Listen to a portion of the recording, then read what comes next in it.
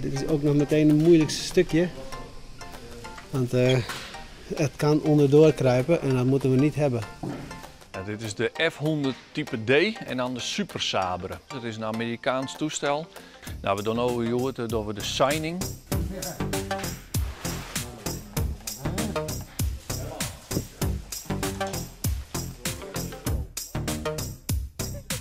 Dit komt zo precies allemaal. De belettering moet precies zo hoog en zo breed en zo groot worden dat we mogen niks aan wijzigen.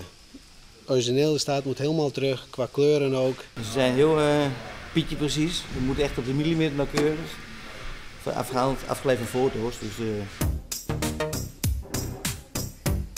De eerste indruk is erg goed. Het is altijd heel lastig om de vorm van een vliegtuig te volgen met stickers. Want er zitten allemaal randjes en nageltjes en dat soort dingen.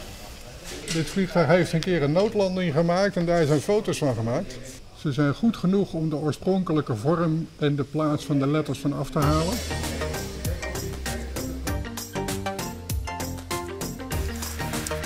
Dit is een stuk plaatwerk van het vliegtuig en het is steken. En ik vond dat natuurlijk dat dit net zijn museum doen. Dus ik heb dat mooi maken. En dan kan ik wel even zien laten waar het stiert. Kom er mooi.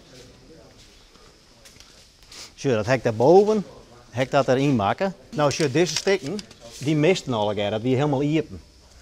En deze. Dus dat hebben we al een keer, heb ik daar een nieuw plaatwerk in maken. Ja, dat was best wel een grote puzzel. En ik best wel een soort werk aan de hand. Ik geloof dat 400 uur ongeveer aan plaatwerk in zitten. The F-100 was a tricky plane to fly. And as a result, a total of 8 F-100s were lost over 4 years. 3 by one pilot alone. Ik heb met 12 piloten in Denemarken sprutsen. En het was echt een drama om in dit vliegtuig te vliegen. En bij het landen dan noemen ze het de Sabre Dance. Dus dan woonden ze steeds maar rugsouw en dan ging die omheen of ging die onder. En weer heel moeilijk vliegen om te vliegen. Ik ben heel zo die ben met deze stoel naar buiten gaan. Klopt, want hij was net makkelijk om te sturen.